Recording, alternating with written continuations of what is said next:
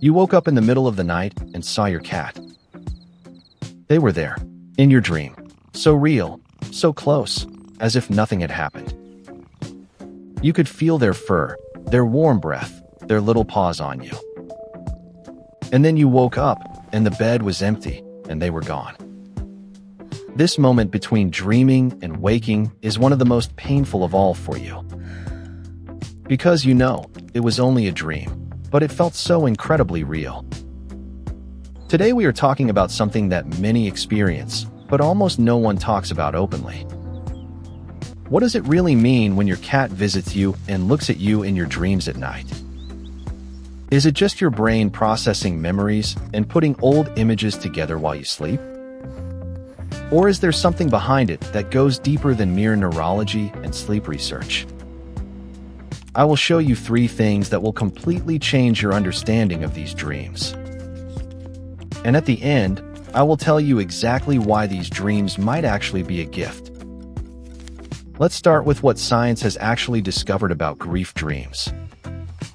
Researchers at the University of Montreal have systematically studied and documented grief dreams for years. They found out people who have lost a loved one dream of them frequently. And these dreams are different from normal dreams. They are more intense and emotionally deeper. The images are sharper, the feelings are stronger, the memory of it lasts much longer afterwards. The brain doesn't treat these dreams like ordinary scenarios from everyday life or fantasies.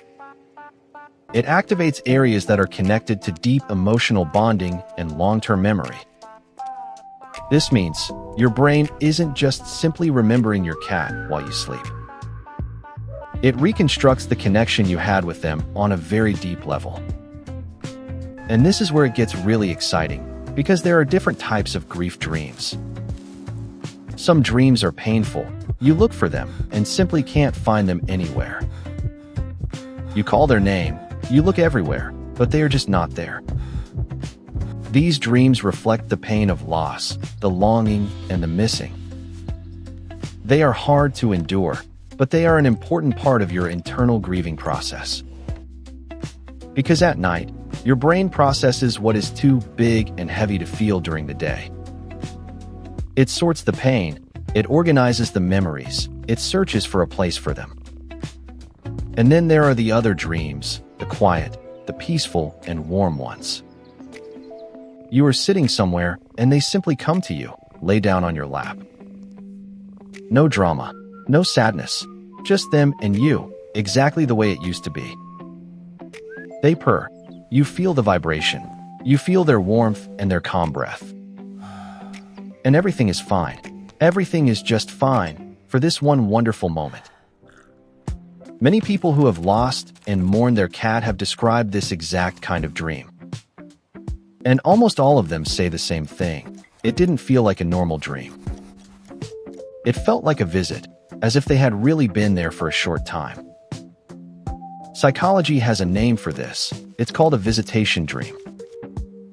Researchers clearly distinguish between normal grief dreams and these special visitation dreams at night. Visitation dreams are calm, peaceful, and leave a feeling of comfort rather than pain. The person wakes up afterwards and doesn't feel sad, but strangely comforted. As if someone had said, "I'm fine. You don't have to worry." Whether this is really a visit or your brain giving you healing, no one knows. But the effect is real. The comfort is real. The feeling afterwards is genuine. And that's what matters, not the explanation, but what remains.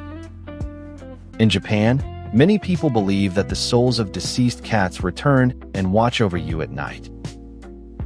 In Celtic belief, it is said that cats visit the world of the dead in their sleep.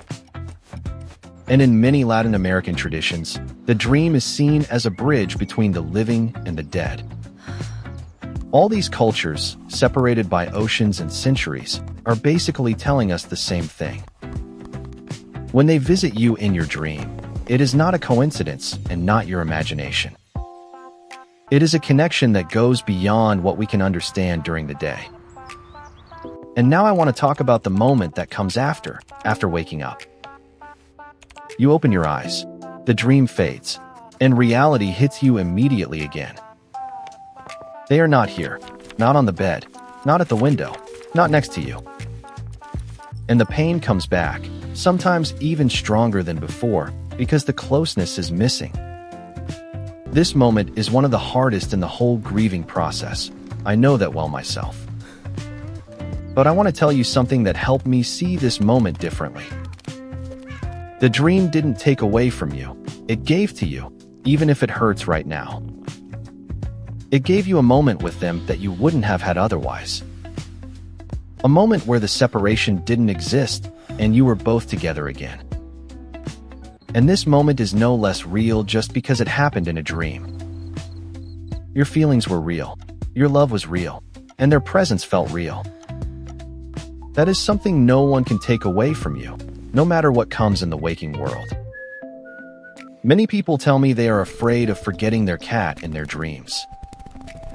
That the dreams will eventually stop and the last contact will be lost forever.